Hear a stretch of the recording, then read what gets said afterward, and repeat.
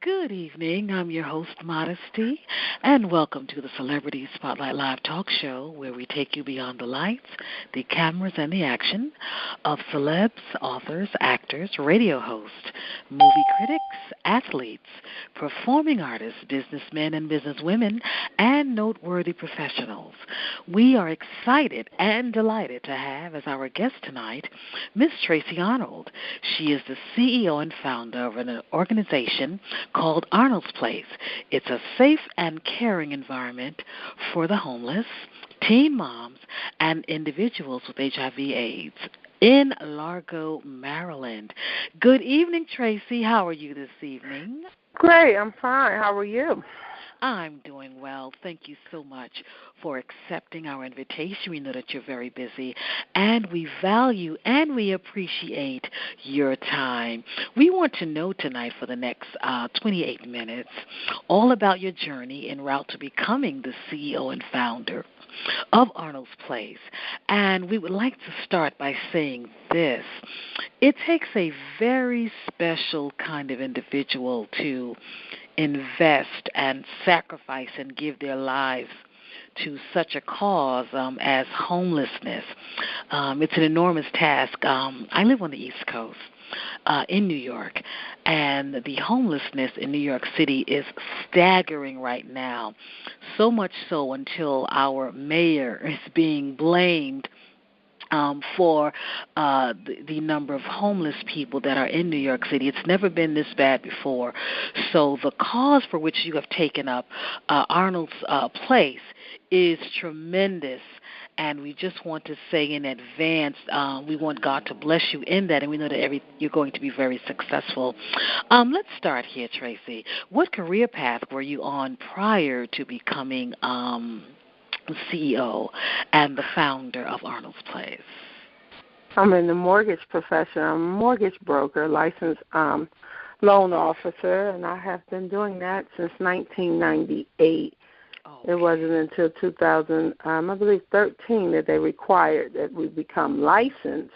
And so now I've held my license for the last few years. After the big market crash, they required that mortgage professionals go after their license just like real estate professionals.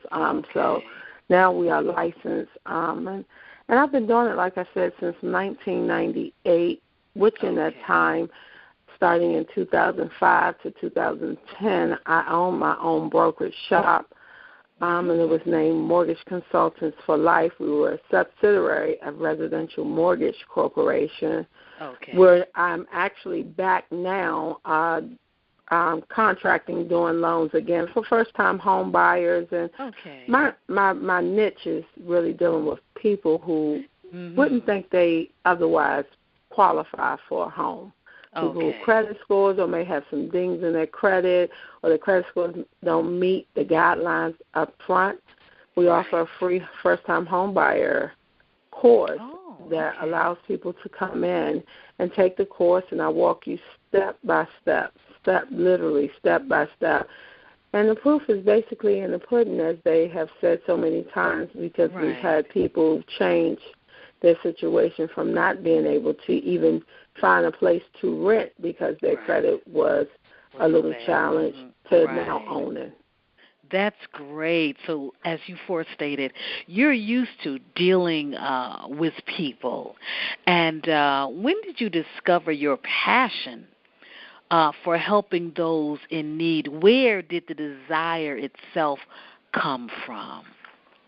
The desire came when I was in need. When the market crashed in 2008, 2009, I started feeling that we were in a financial situation. We was in a financial deficit, if you will.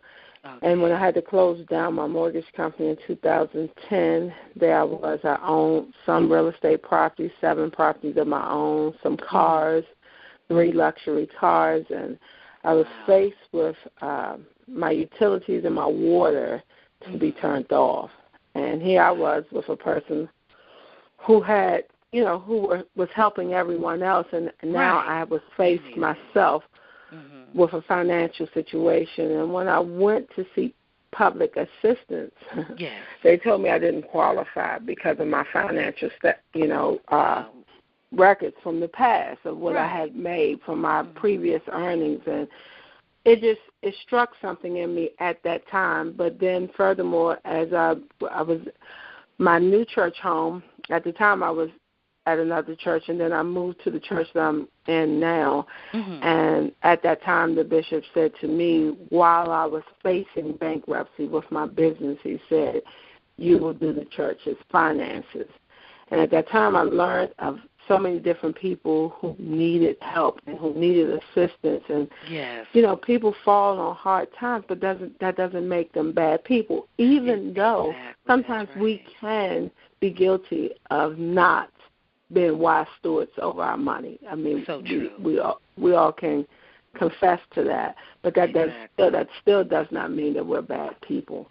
Exactly. And anyone, we've often heard, I know I've often heard as I was growing up and being raised by my mother and grandmother, don't look down on anyone, because you never know when your day is coming, and if you can reach out and help someone, do that. And never think that you're above being, homeless, or you're above, not needing something. Because just as you stated, you was living, as they say in the country, I guess, high on the hog. High on the hog. That's the terminology they use where I come from. And you had everything. You had a beautiful home, car. You had a family. I guess you can say you had the American dream, so to speak, and then some. But then something happened. And I find that when we go through things ourselves and we make it through, it enables us to help someone else who might go through the same thing that we have experienced ourselves. So now, as it relates to Arnold's Place, tell us about Arnold's Place. I think I know where the name came from, but tell us about Arnold's Place and your mission, your goals, as it relates to Arnold's Place. Well, Arnold Place, of course, like you said, you think you know where it came from, and you're probably what you're thinking is correct. It is my namesake, right. And so I wanted to make sure that I brand my namesake because I want people to feel the heart that I have for this endeavor that I have embarked upon. I want it to have my name stamped on. When you go to certain places, you'll know, oh, that's such and such because it feels like it. It looked like it. The color scheme was like it. And that's what I want people to feel when they walk into Arnold Place. It's a serenity place, a place of transformation and a place of hope. I want people to feel safe there.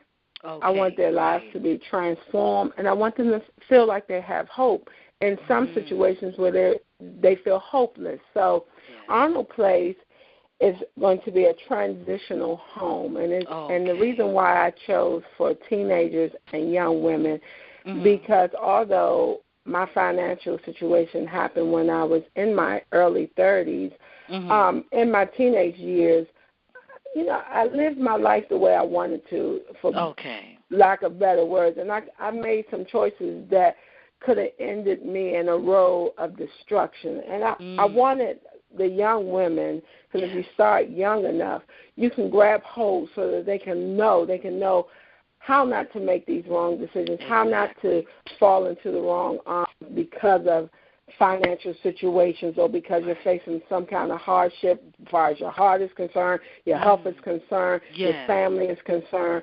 A lot of times we make the wrong decisions because we have no focal point. This is what we know, and so we may run to the wrong relationships looking for something that wasn't taken care of as an adolescent. So with Arnold Place, that's where my heart comes from, and it's with the teenage girls to the young adults because I want to make a difference. I had a group when I had my mortgage company, and it was a women's group, and it was called Can We Talk?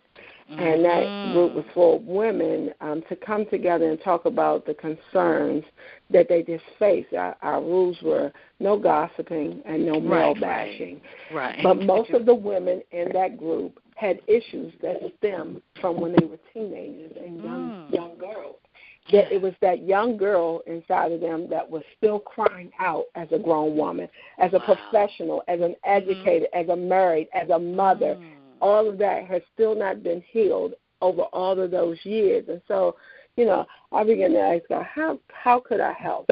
And that's where our place was birthed. Right now, we're in the process of raising the funds to open the home. Right. We have located the facilities. Excellent. But we have, unique fundraising ideas, one in which where we collect old clothes and recycle them.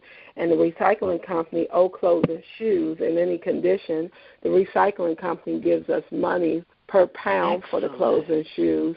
And what's so unique and what's so wonderful about the people who have given to us so far, they've even given us brand new stuff. So we've been able to raise funds on one half, but we also have 4 10 by 25 storage units full of clothes and furniture now just waiting to be used. So Arnold Place is also opening their Family Resource Center in Suitland, Maryland, and that resource center will be a place where people can come and get clothes as they need it. They can also come and sit on the computer and look for a job, or a young teenage mom can come to finish her homework, and we will have support groups there. And it's a place that you can kind of just relax. The place is located in what we call an area called Suitland, Maryland, located in Prince George's County. And that kind of thing is not, we don't have one in the area. So I want to bring something new to the area, something that will make people feel like there's hope again, that someone cares again. So I'm really excited. That's magnificent. I'm excited for you, Tracy Arnold. I really am.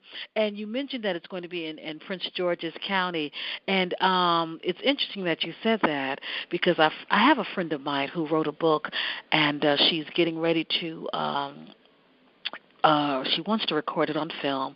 She's going to turn it into a DVD. So when we had our first meeting, we had it in a fabulous hotel in New York, one of my favorites called the Marriott Marquis.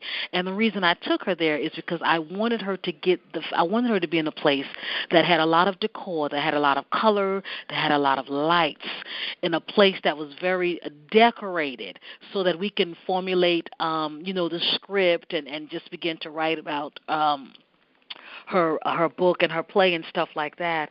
And just like you said, you want people to when they come to Prince George's County, environment is everything, and it can make the world of a difference. Tracy, colors can make the world of a difference. I'm the kind of person. I'm very. The reason I call myself Modesty is because I'm modest. I like to dress up and do all of that stuff, but I could wear black every day of the week.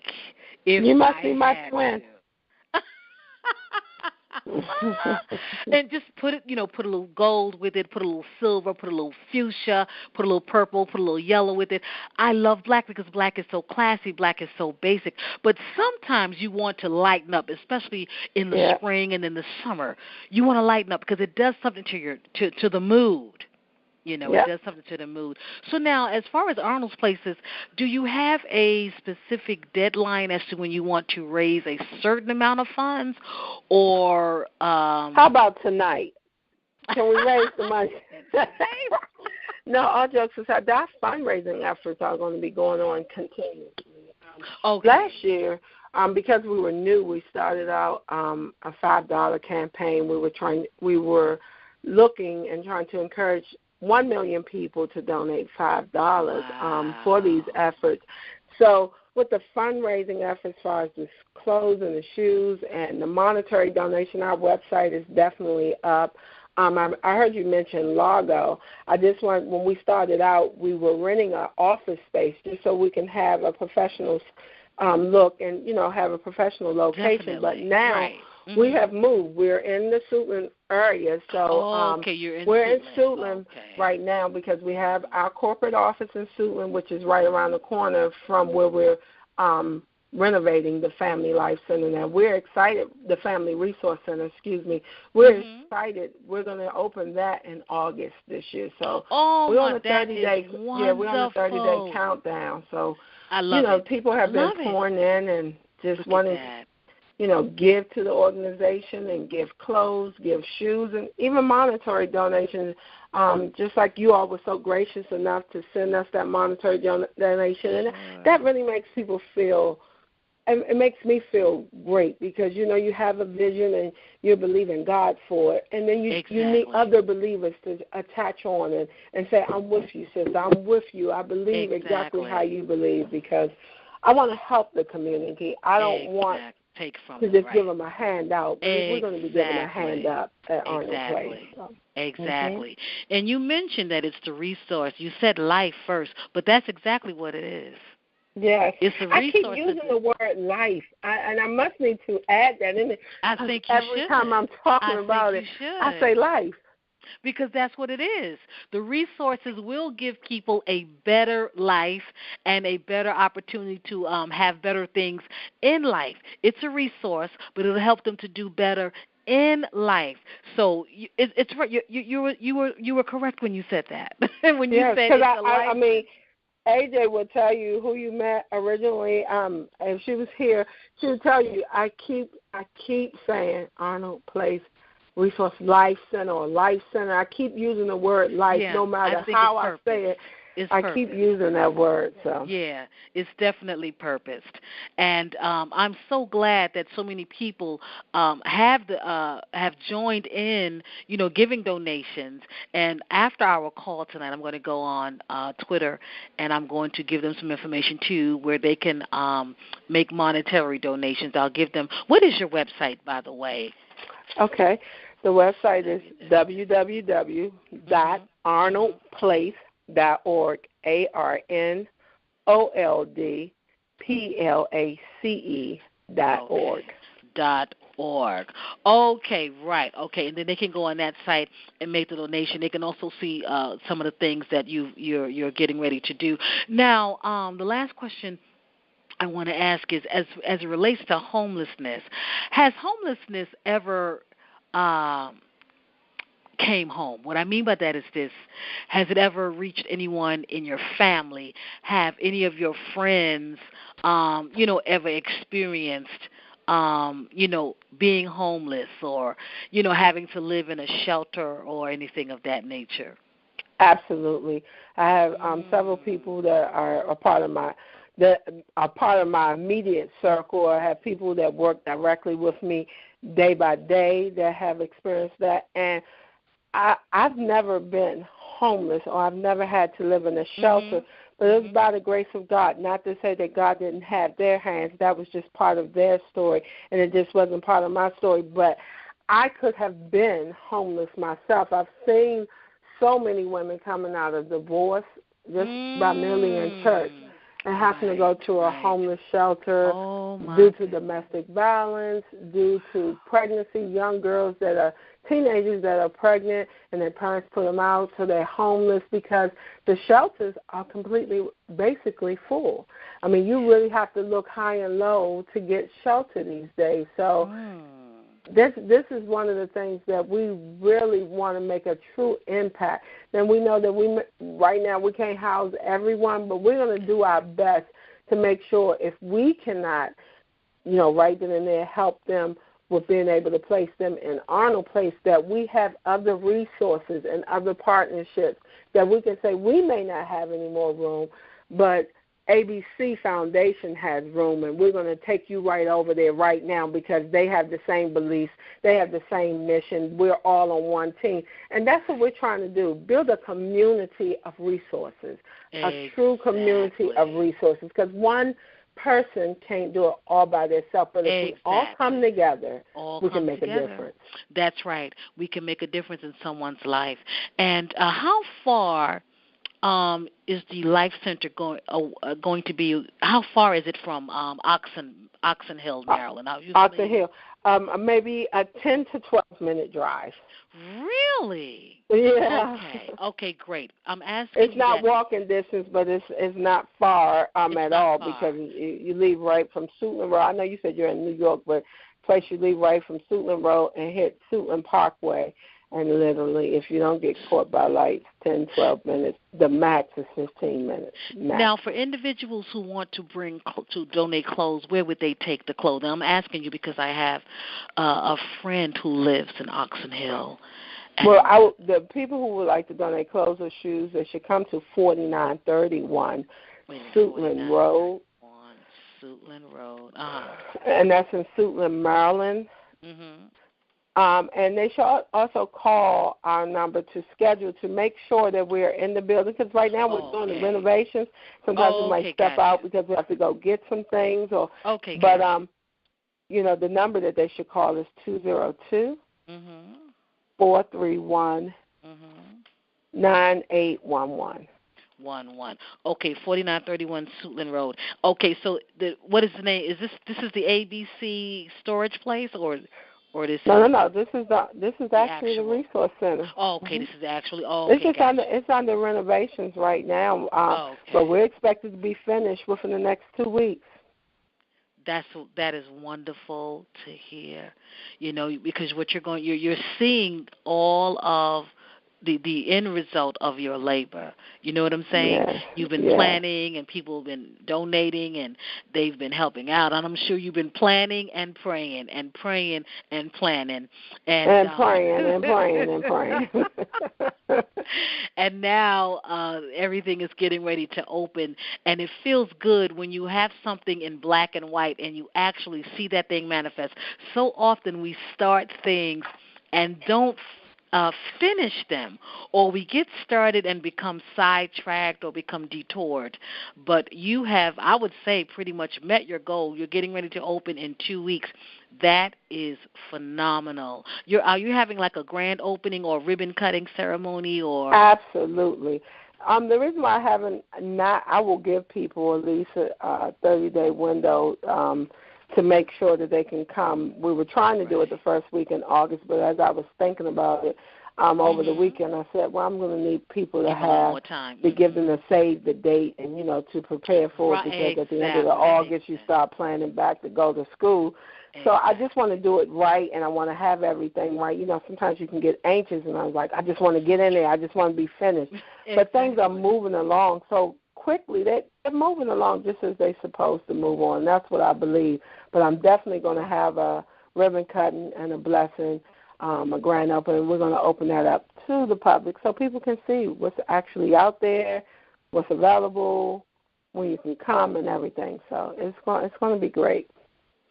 That sounds phenomenal. Hold on one second, Tracy.